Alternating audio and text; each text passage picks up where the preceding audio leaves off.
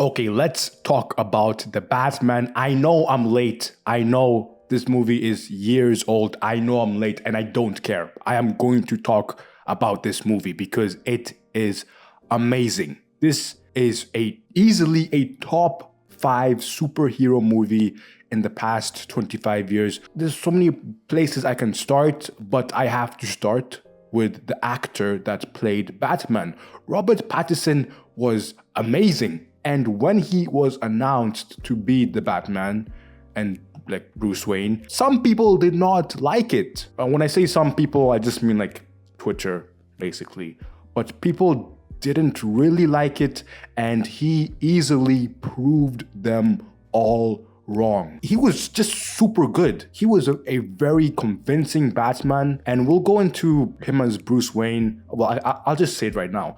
Him as Bruce Wayne was also good, but you could just tell that there wasn't a big personality shift between Bruce Wayne and Batman. That's not on him as an actor. That's just what they wanted to do, which is fine. Him as an actor, he was amazing. No issues. Him being good is very important. Obviously, he's the main character. There is so many places you can go. And I think I will go to the cinematography, and the score of this movie was elite. The music was so good. Every scene, it was good. Like, there's not much I can say. It was elite. It was very good.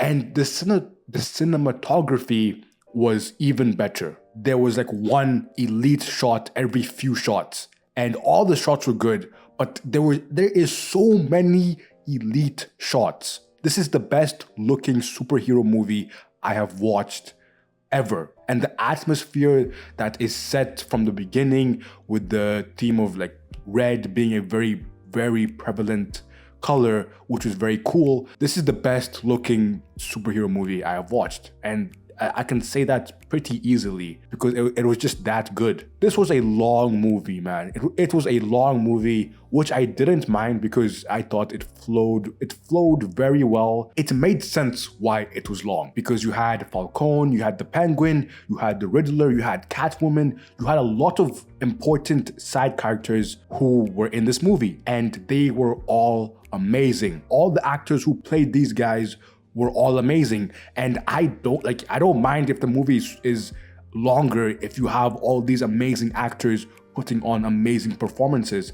Like, how rare it is to have such good side characters, like multiple good side characters in a superhero movie. That's quite rare. And one thing I was thinking in the movie, and also like when I finished watching it recently, is that it is a long movie, so it was very important that they did keep us engaged in terms of having important scenes in crucial parts of the movie. Like, for example, like around the middle part of the movie, a very crucial scene for me was Alfred almost dying. Was a very crucial scene because it's right in the middle. It keeps you very much engaged because you're like, is Alfred actually gonna die? And that being right in the middle is great because it's a long ass movie. So you gotta have those scenes where it keeps you engaged, keeps you thinking about what's gonna happen next. Some other things I did really like, for example, I think the best scene in this movie is quite easily for me, the Riddler and Batman talking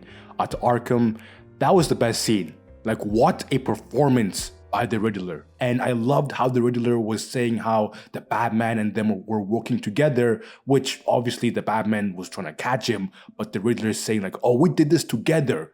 You helped me. That was really cool. Another very important scene to the whole movie is the ending scene when the Batman leads the civilians out to safety when they're all like in the water. That was very important because the Batman and Bruce Wayne learns that yes, he is trying to instill fear into the criminals, but he also has to be a source of hope for the civilians. And he does learn that, which is very cool. You kind of see him, you see him grow as a character, because this is a young Batman. He's been doing this for like 2 years, and you could see throughout the movie just like some little parts of inexperience. Just for example, when he's trying to run away from the cops and he jumps off the roof, you could tell that that's the first time he did that. And he didn't stick the landing. To, I guess, end this video off, I want to just talk about this Batman is,